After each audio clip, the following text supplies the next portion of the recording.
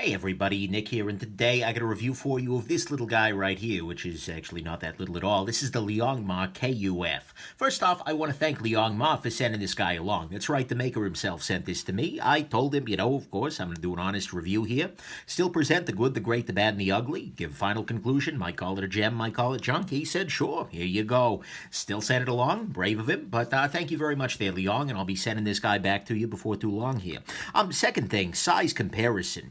Of course, well, Spyderco, good God, guys, I can't even get the brands right these days. This right here is your Ontario Rat number 1 in D2 Steel. Here's your Rat number 2 in D2 Steel. Right here is your Spyderco Delica.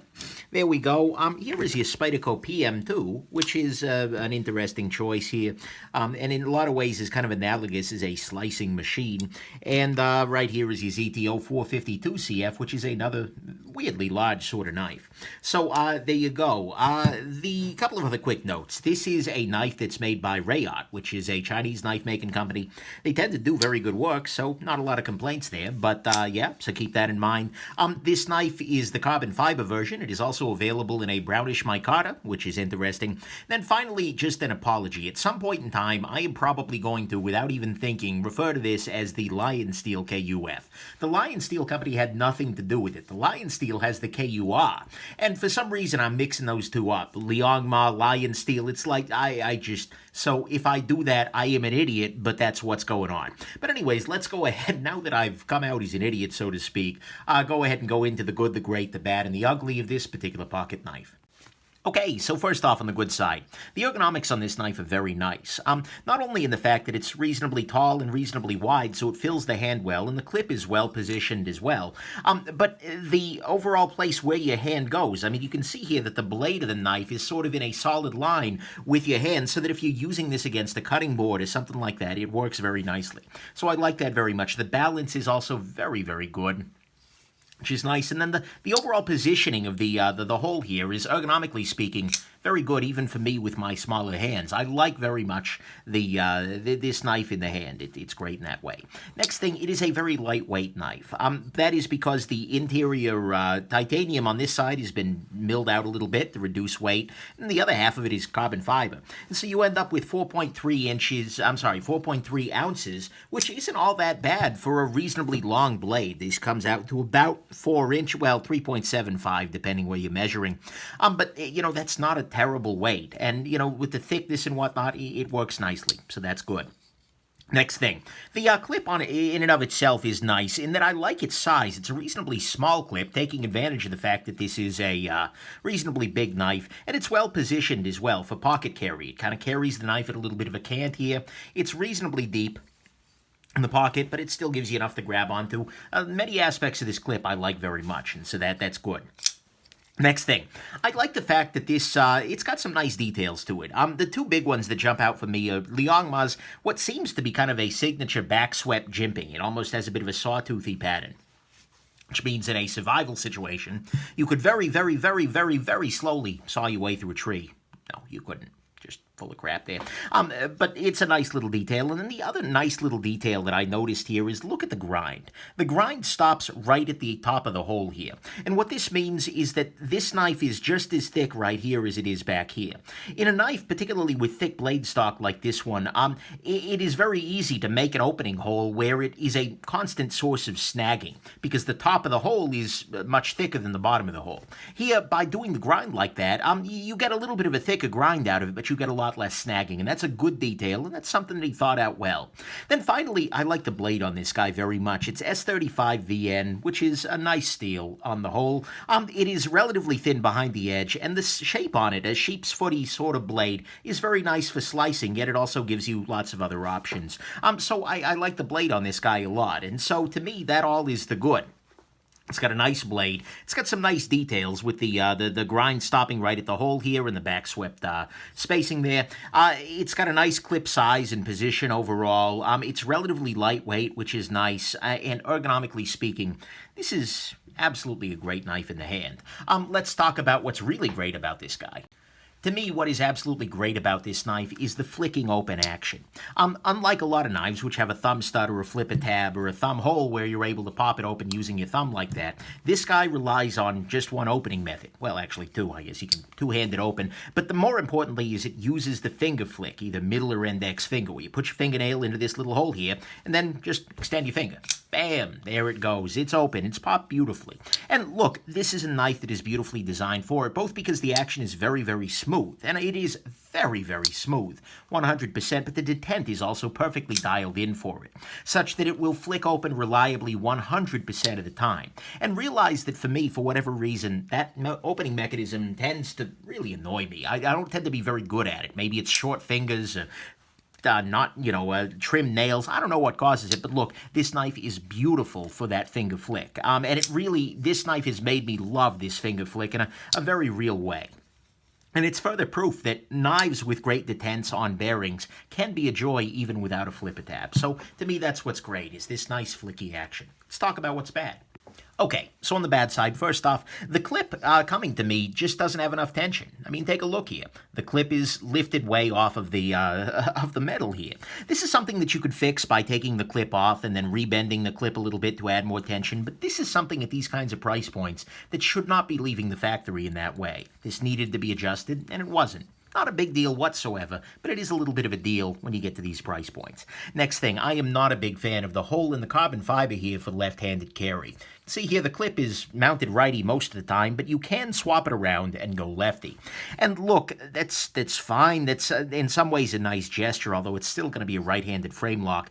But the problem with that is that you have this hole with nothing in it and with carbon fiber 90-degree corners all around it. So not only is it a little bit grabby, but that has a strong possibility of splintering out. I really would like to have seen this filled with something on this side, or not put in there at all. I mean, sorry, lefties, but this is not something that's super compelling to me, and especially on a knife that's meant for the kitchen, where all kinds of gunk will be up in here. That's just going to collect crap, and it's not something I'm super in love with. Not the end of any worlds, but it is a little annoying to me.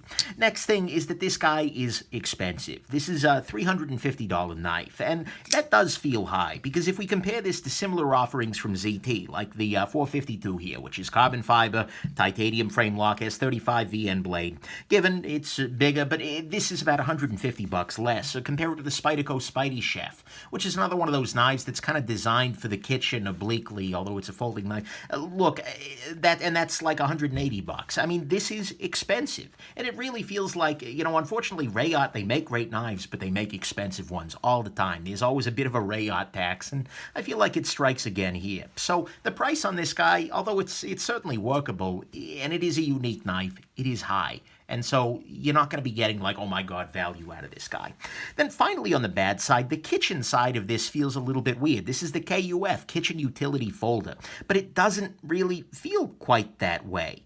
Because, well, look, the hole on this guy. Opening holes are great, but the thing is, if you're cutting into something, that will collect crud. There will be little bits of whatever you were cutting into last time inside this hole, and so you'll have to wash out this hole individually, as opposed to on a smooth blade where you can just wipe it off, and whatever is on there is largely off of there.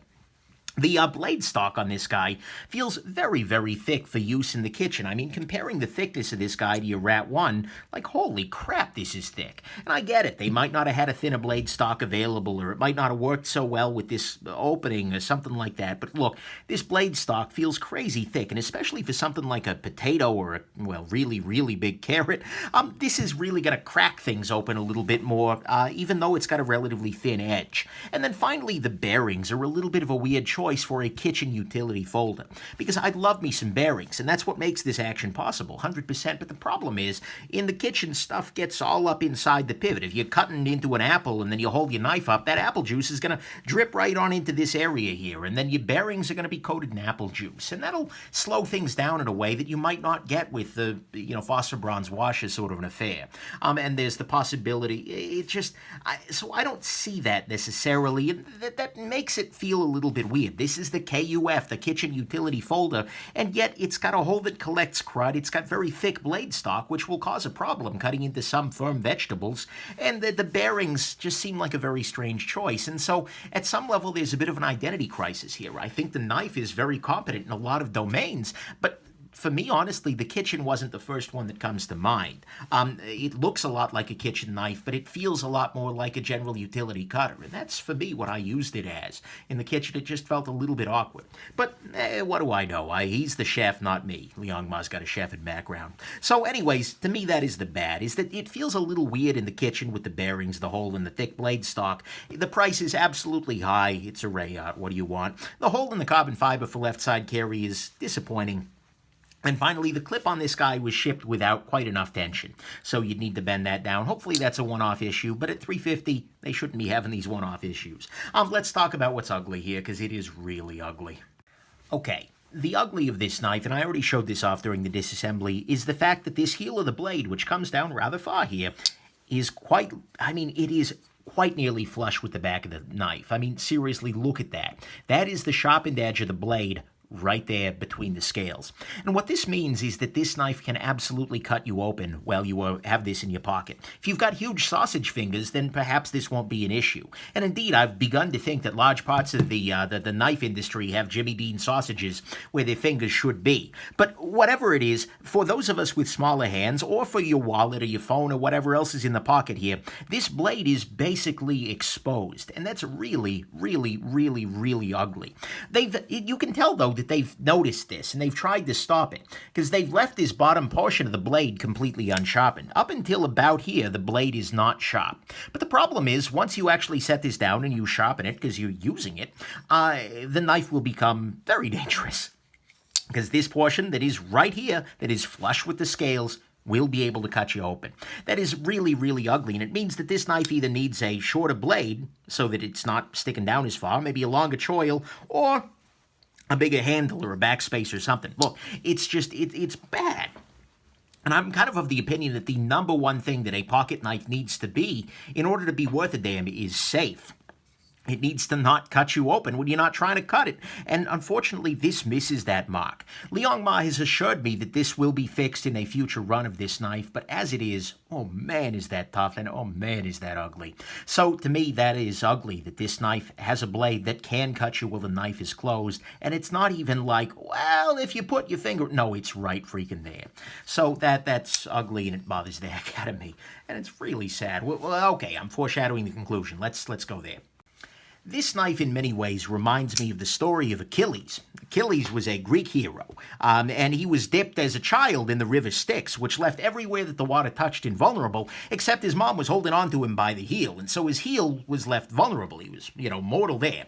And so for many years, he's running around the battlefield, all high-speed, low-drag, Achilles operating operationally in the field. And he's absolutely uncontested. He's a hero. He's a great warrior, legendary sort of thing, until sooner or later somebody got wise to the whole heel thing. And then a guy named Paris shoots a poisoned arrow right at him, and Apollo, being kind of a dick, helps to guide that poison arrow right into his heel, and then bam, it's over. Achilles is dead. All because of that one little heel issue, and unfortunately, yeah, there's a lot of that here, because this is a hero of a knife design. I like a lot of what's going on here. It's got a great action, it's got a nice design, and it is absolutely different from the norm. This is a knife that doesn't look like every other damn knife that's being put out there, and I think I love a lot of what this is putting down. I really want to recommend this, but unfortunately, like Achilles, it has a heel, and it is actually quite literally the heel of the blade, which is even more painful in some ways, because this is, to me, a fatal flaw. The knife is outright dangerous if you sharpen it fully, and even if you don't, with smaller fingers, this knife is a little bit terrifying. You can live with it. You can put tape or something over there, or, and if you're careful, it'll be okay. Carry it in a pocket where there's nothing else out there, and just treat it with a lot of respect. It'll work out. But the thing is, for $350, this is not an issue that you should have to be worrying about. Liang says it's going to be addressed, and once it is addressed, this will be a great knife with a lot of potential. I think it's going to be a really solid choice for a lot of use cases. But as it is, unfortunately, it's just an issue that I can't overcome. Maybe I'm just being overly safety conscious or something here. Maybe I'm crazy. You're welcome to disagree with me. And if you think that's not a problem, then buy the damn knife. It's a lot of good there. But for me, no matter how much I like the rest of the knife, and I really do, this is like 95% awesome, the poison arrow hit the heel, and case closed, unfortunately. So, yeah, that's the final conclusion here. It's sort of a, well, Ms. Lincoln, aside from that, how was the play sort of issue for me. And God, I hate that. So anyway, sorry about that, guys. I really hope this is fixed, because the moment it is, it's going to be great. But as it is, no, I just can't go there. Hope this is interesting to you, and that you have yourselves an absolutely wonderful rest of your day. Bye now.